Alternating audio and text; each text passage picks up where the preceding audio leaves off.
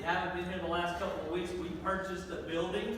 And so that's just an amazing thing that we had a chance to do in just a short time. 10 months in, we were able to do that. God is really blessing us, and He's blessing us in the construction phase. And things are moving fast. And so we set out a goal that we would raise $30,000 above and beyond our normal giving over the 2 months, from the day we announced it over the next 2 months. And we're more than 20% toward that goal. So that's fantastic. Thank you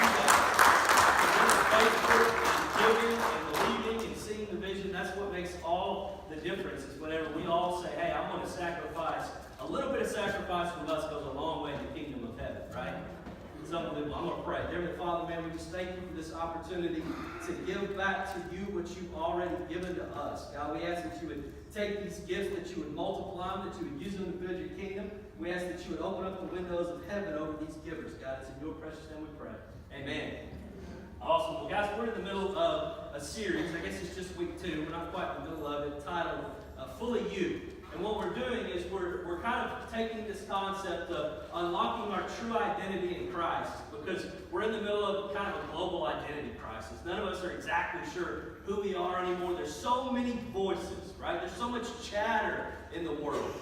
With the internet and the way that things move and globalization, there's always a new voice. There's always someone or something telling you a new way you should do something, or how you should change this, or what you should change, or how fast you should change, or where you should be at this point in your life, or what the next 5 years should look like. And man, we spend a lot of money on identity. How many of you have ever purchased and read a self-help book? I have. I've read a lot.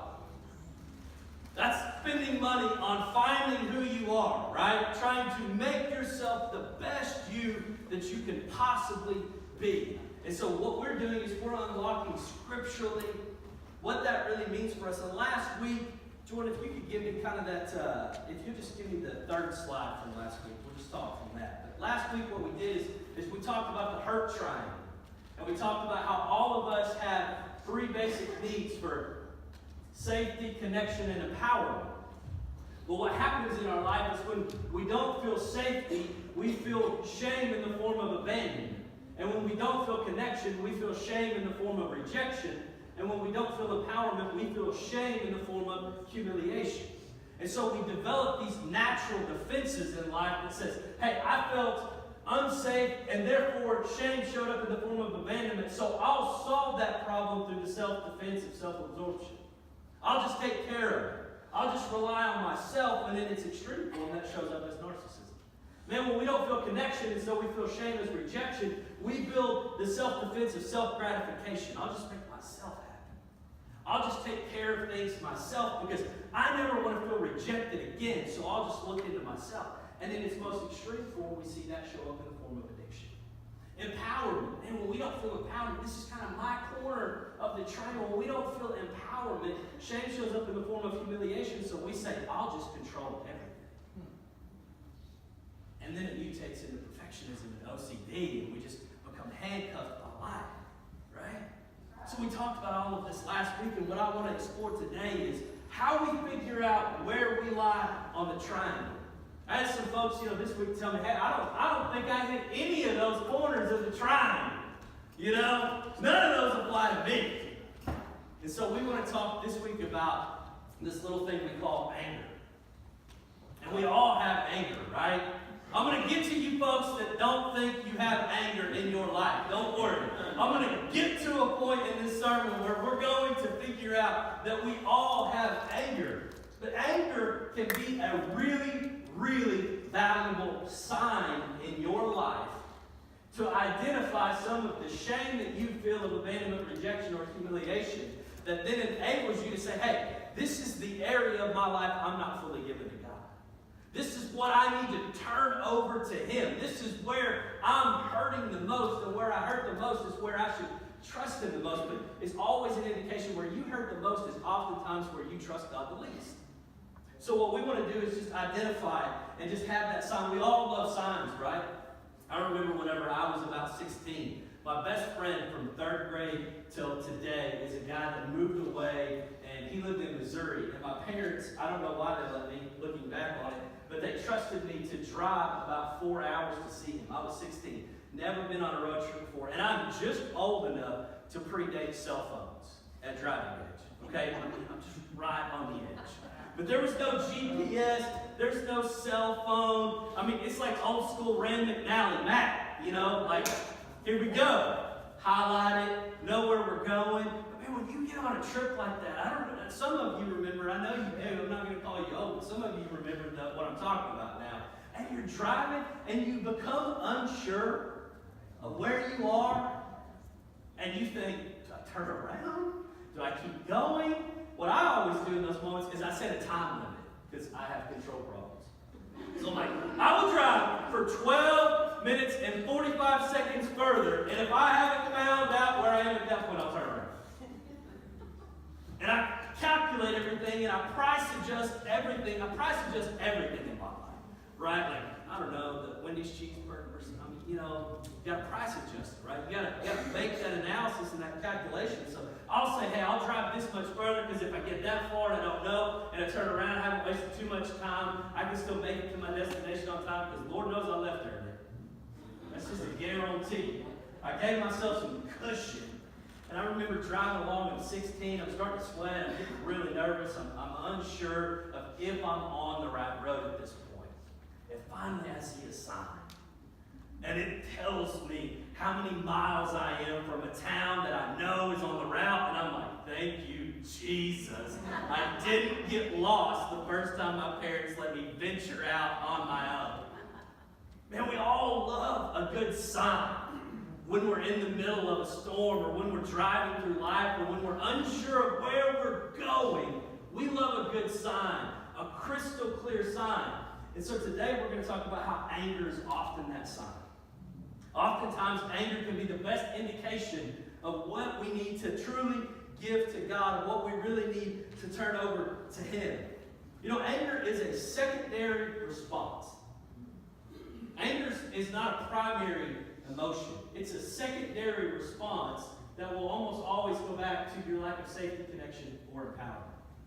How many of you have ever had your mom maybe do something for you that you wish she wouldn't have? You know, they step in, you know, they're just ready. They just take care of it for you. You know, that can be hard when you're a young man. You know, there's a guy, and he was a missionary, and he was overseas, and a church had promised to support him X numbers of dollars a month, and they hadn't made the deposit yet, and he was frantic. So he calls his dad, and he's talking to his dad, kind of the voice of reason in his life, and he said, hey, what do you think I should do? So they talk about it, formulate a plan, and so his dad says, I think you should just reach out to the church and just say, hey, just, where are we, guys? You know, where are we on this? And so he tells himself, I'm going to go to bed tonight, and then I will call tomorrow morning at a time that works from where I am and where they are. So he calls the next morning, and the pastor that he talks to says, yeah, your mom called me yesterday. Sorry we forgot you. I've made the deposit into your account. And he's furious. He's like, I had this. I'm a man. I got this. I'm on this side of the country. Dad and I formulate a plan, and Mom steps in, and he is livid. But he has to figure out why. And I love the story because if you knew the guy and if you see him flesh through why it is that he feels that way, what it is his mom took away his empowerment. And he felt humiliated that as a grown man, he's on the other side of the world, and his mommy is back home taking care of his business for him.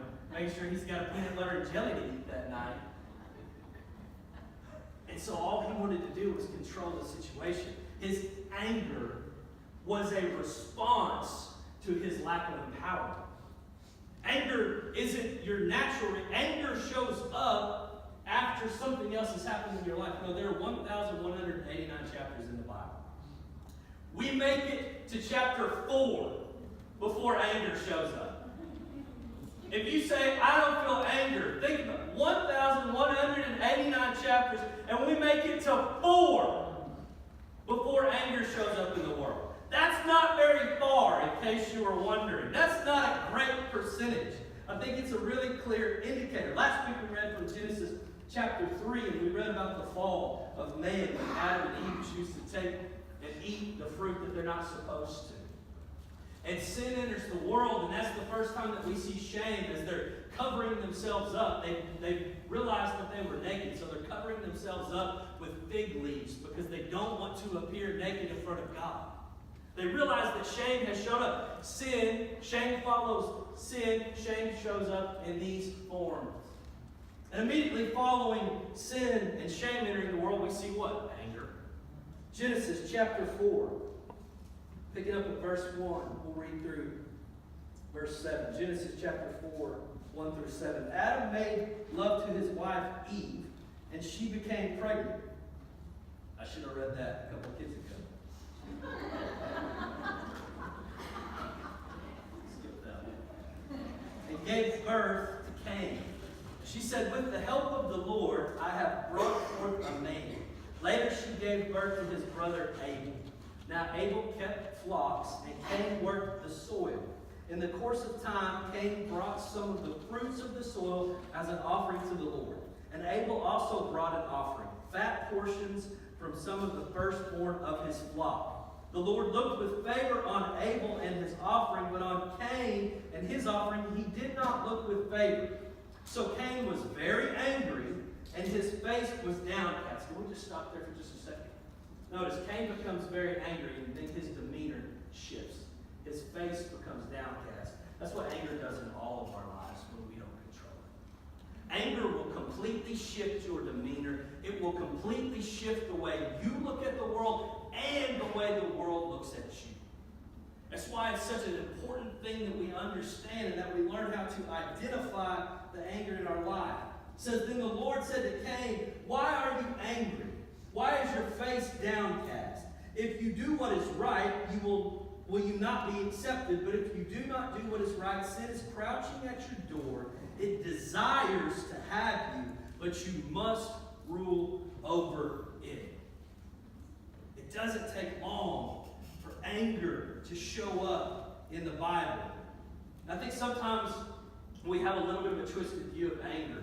I know when I was a kid, it was like, you went to Sunday school and you learned about anger, and then I thought every time I got mad that I had sinned.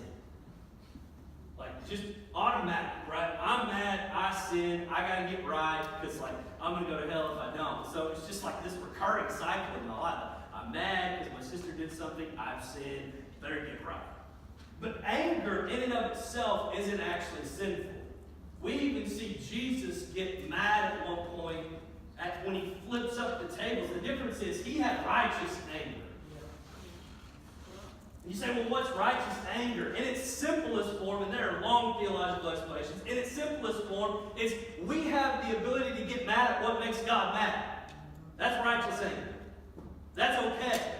What happens is our anger just pops up and it creeps up and it begins to consume who we are. And it changes our demeanor, and it changes the way we see the world, and it changes the world see us, because we aren't identifying what actually causes the anger. We just know we're mad. We know that we're upset. We know that things aren't going well. You think, well, why is it that God didn't accept the offering? And in Hebrews 11:4, New Testament gives us a little sneak peek. It says, by faith, Abel brought God a better offering than Cain did. By faith, he was commended as righteous, when God spoke well of his offering. And by faith, Abel still speaks, even though he is dead. I love that. I think the key word from that scripture is by faith. And Abel brings an offering by faith. We have to make an offering to God by faith and say, my anger is yours. I'm going to, by faith, bring forth the shame that's in my life. Anger's making me react to something. I know that it is. Something's causing me to be mad at the world, and I'm bitter, and I just don't know why, and it doesn't seem to make sense. So I'm going to make an offering to you by faith. Anger is a response to something. Mad at something. We know there's something deeper. There's something else that we're responding to. I remember whenever I first became an intern with the district attorney's office in Tulsa.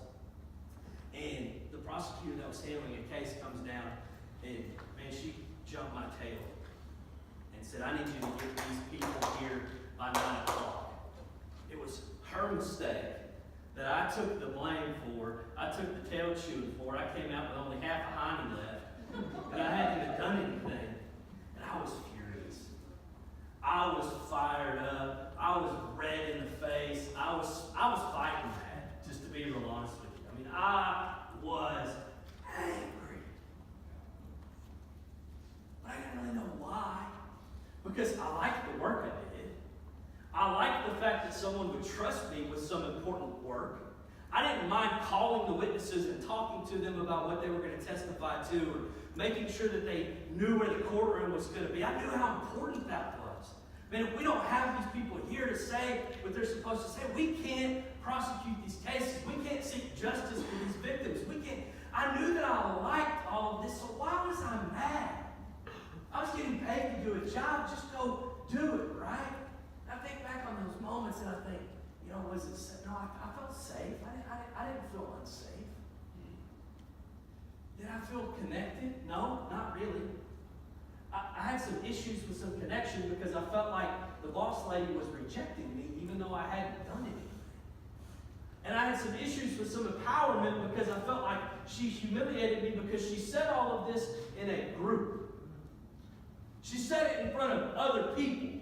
And I remember thinking, if you would have just said it to me one-on-one, if you would have just asked me in an email or in a private conversation, I wasn't sure why I was angry. And then I think about it and it's like, oh, no, it makes perfect sense. I felt rejected and humiliated. I was responding to other feelings. It wasn't really just anger. My anger was a response to humiliation and rejection. Man, Cain is responding to rejection, right? He doesn't feel connected with God at this point, and so he feels rejected. He's angry in this moment because he doesn't feel empowered. His offering wasn't good enough, so he feels humiliated in this moment. And if any of you are familiar at all with the story of Cain and Abel, you know that we see murder for the first time in human history, immediately following the passage that we read. Cain invites Abel out into a field and he kills him. He didn't control his anger, and God's making it clear to him. But if you do not do what is right, sin is crouching at your door. It desires to have you, but you must rule over it. We have an opportunity, a chance to rule over our anger. Anger is always pointing to something deeper within us, and it can help point to the areas of our old shame-based self that we need to surrender to God when we choose to use it correctly. Point number 2, we all get angry. We just express it differently. We all get angry because we all get hurt, and it's important to recognize the negative feelings and see how they point to our shame-based responses. Some of you say, oh, I don't get angry. Blue page. Extra. We all fit into one of these. I love these. We have the ticking time bomb. These are folks that have a long fuse. They rarely react at the moment of the incident. The anger builds slowly, sometimes over years, until one day the person explodes. Typically, these folks hold their anger in society, and the explosion happens at home with family. Once they've exploded, they feel calm. It's all released, and they feel great. They may even want to throw a party. Hey, let's go out for pizza. But everyone who was a victim of the explosion is hurting and cowering in fear, unsure if they can trust this sudden goodwill. They live in fear of when the next outburst will happen. Me to a T.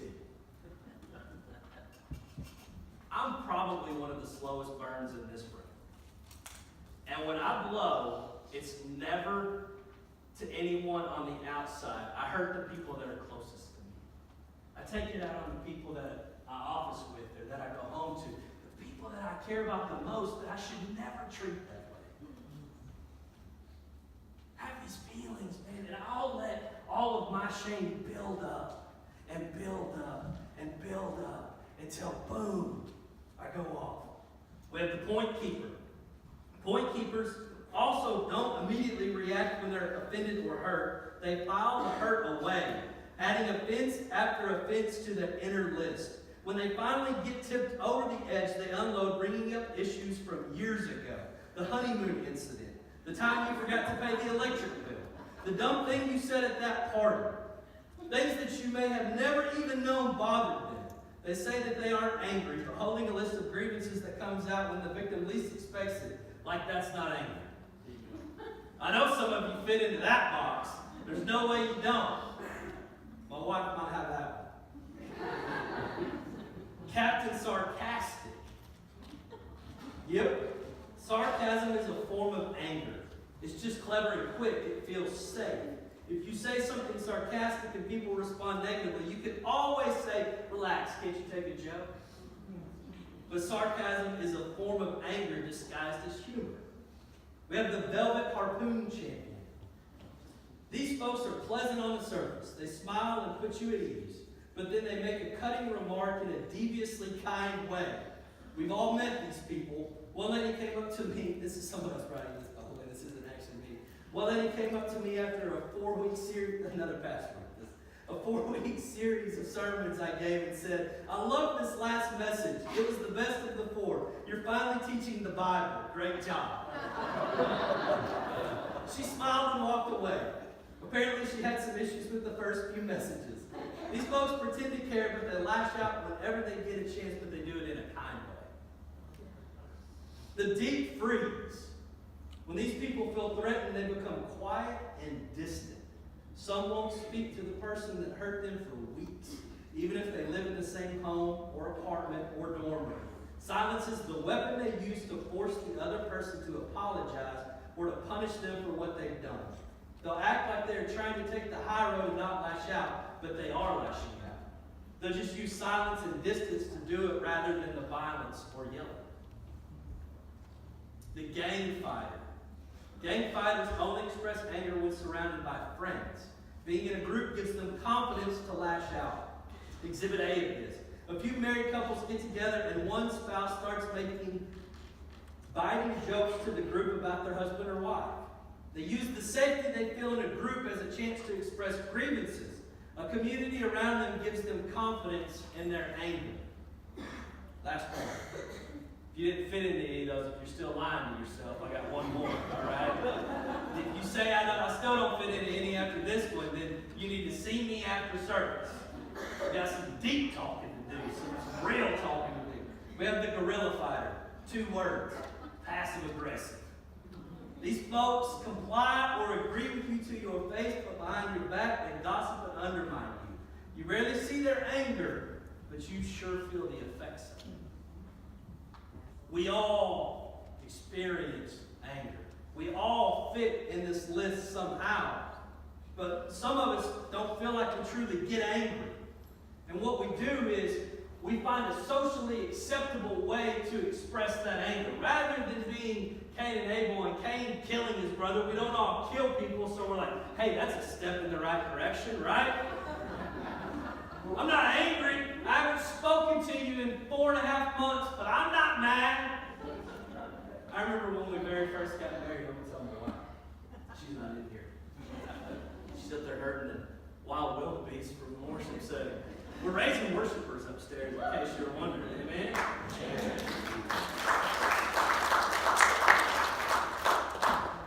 Here in just a little bit, we won't be able to hear him, and I'm going to be happy. We first get married, and she was mad that she moved here. I mean, she just really was. You can ask her parents. Ask her mom. She's the one that had to hear all of it. She just didn't like it. My wife's not a big fan of change. She'll be the first one to tell you that. Big change in her life is something she cannot stand. And this felt like a huge change. She had moved back home after college, had a job, was settled, and here I am just plucking her up and uprooting her from everything she's known and where she wants to live and planting her here to endure. And about the first 3 to 4 months of our marriage, I'm not sure we could have spoken less. And you think, like, I don't know where this is going, but I practice law, so I know it's not going anywhere good. Man, she can silence you out like no one you have ever seen. I'm slow burn, man. I'm with you. She will silence you out. But man, what we all do is we disguise our anger in something that's socially acceptable. If I'm sarcastic, that's not really anger. That's just me being funny. If I don't talk to you, it's not because I'm mad at you. It's just, I'm going to rise above the issue, and I'm just going to separate myself from it and distance it. It's all anger. We all feel it. The question is, why? Is it our lack of safety, our lack of connection, our lack of empowerment? Are we feeling abandoned, rejected, humiliated? I can tell you, I married my wife, and I committed to her for the rest of our life a commitment that we will forever have, a covenant that we entered into that I will forever stand by. 0 questions asked. Divorce isn't a word used in our house. Never was, never will be. It's not something any of us should use in our household, ever. We're fully committed, yet she felt abandoned. She didn't feel safe moving away from her family and relying on me for safety. She felt abandoned even though I was right there. Sometimes we miss that. We think, I don't know, abandonment, rejection, humiliation. Think about this. Cain was literally having a conversation with God, yet he felt rejected and humiliated. Oftentimes we think, no. I feel safe. Surely my wife feels safe. Surely she knows that I'm here with her every day, that we go to bed in the same bed every night. But sometimes we feel abandoned, even in our safest environments. Even when we should fully trust the safety. Man, rejection is easy to feel, right? I should feel perfectly connected. I've got friends all around me. I come to a great church and people talk to me. Why do I not feel connected? Why is it that I still feel rejection in my life? Or power, man. It's like, yes, I went to church on Sunday and I heard a great word and I was uplifted, and Sunday afternoon was great, and I was going to tackle the week. And Monday, before I ever left the house, I'd been kicked in the teeth, dragged through the mud, spit on, felt like a whooped dog before I ever even got to work. And if one more person drove slow in the left lane, or follow them and slash their tires. Y'all felt that way. Don't lie. Especially if you ever drive down home. What I'm saying is, these are normal feelings. These are feelings that we have even in moments when it doesn't seem like we should. And we feel anger towards someone. And we don't know why. It's because we're not really looking. What is it? What are the core needs of my life that I'm not looking at? Man, if Cain can feel rejected, literally speaking to God himself, it's perfectly normal for us to feel rejected even in the midst of a great relationship, or a lack of empowerment, even when it seems like we have the world by the tail, or abandoned, even in the safest, most precious moments of our lives. And when you feel angry, especially when you don't know why, I want to challenge you to just stop, because we have to acknowledge anger. We have to see it for what it is. We have to recognize it so that we can control it and use it to help us see areas of our lives that we still need to surrender. Anger is a sign flashing at you saying, what do you not feel? What have you not truly surrendered to God so that He can unleash your full you? So that you can walk in the full identity that He's made for you and the full sacrifice that He's already given. Last point. How we respond to anger defines whether it will be a force for good or evil. In James chapter 1, verse 19, we get a formula for how to properly manage anger. James chapter 1, verse 19 says, "My dear brothers and sisters, take note of this. Everyone should be quick to listen, slow to speak, and slow to become angry, because human anger does not produce the righteousness that God desires." It lays out this really, really beautiful things that we should do. Number one is we have to identify what consistently makes us angry. We have to keep track of it. We have to take note. I understand in the scripture he's saying take note, so as in listen to what I'm about to say. But if you take that just a step further, just take note of what makes you angry. Actually write it down. Actually do something with it. Email it to yourself. Anybody email things to themselves? I do all day, every day. Permanent record. Just email it to myself. We have to take note of it. We have to identify it so that we know what it is. Number 2 is when we get angry, we have to take time out. It says we got to be slow to anger.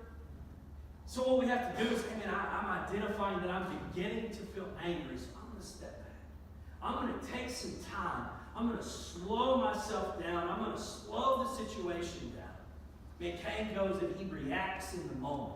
He invites his brother to the field and he exercises on his anger. That's when the sin gripped him. God's saying, hey, you have a choice to rule over this. You have a choice. You're angry and I get it. You feel rejected, I get it. You feel humiliated, I get it. But you have a choice. But he never stepped back. He never took the time to look at it, to step away. And number 3, we have to express our anger using primary emotions. What was the feeling before you were angry? Before you were angry? Remember, anger's the problem. So let's not blame. Let's figure it out. You know, anger gives us a feeling of control. Oftentimes, man, we feel like we're in control. Something's not going right. There's like a customer service rep, sitting in Bangladesh, and like we yell at them and we don't treat them nice. And it's like, yeah, I showed them. I told them how it was going to be. But science says something totally different. Science shows that it actually causes us to lose control. When we get angry, I'm going to say this wrong, we experience diffuse physiological arousal, also known as DPA.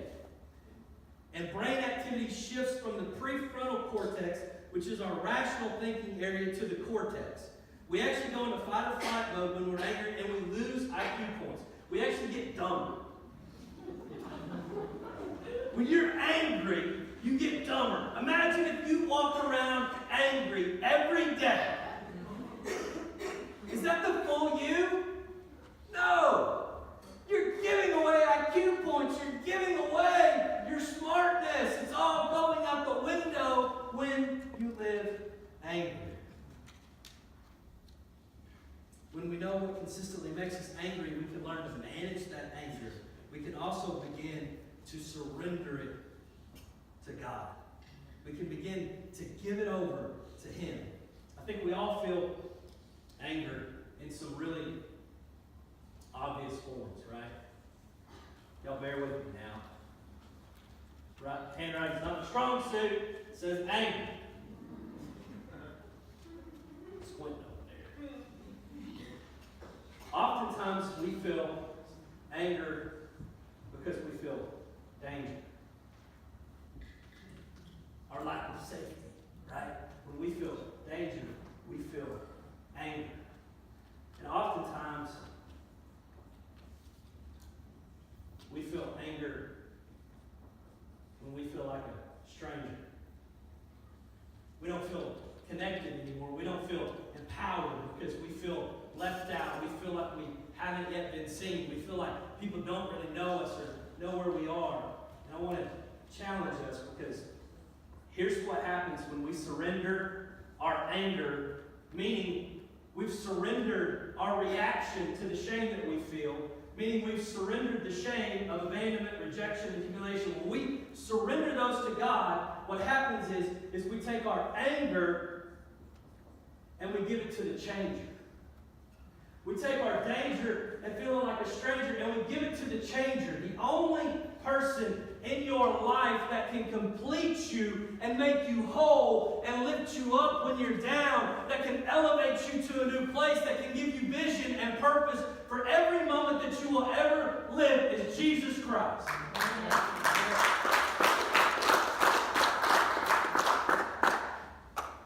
We have to surrender our anger to Him. He gives it to you as a gift, as a sign that says, hey, these are the places you're not fully trusting me. These are the places you need to give to me. These are the things you need to surrender to me so that I can be the changer in your life. Let's bow our heads and close our eyes.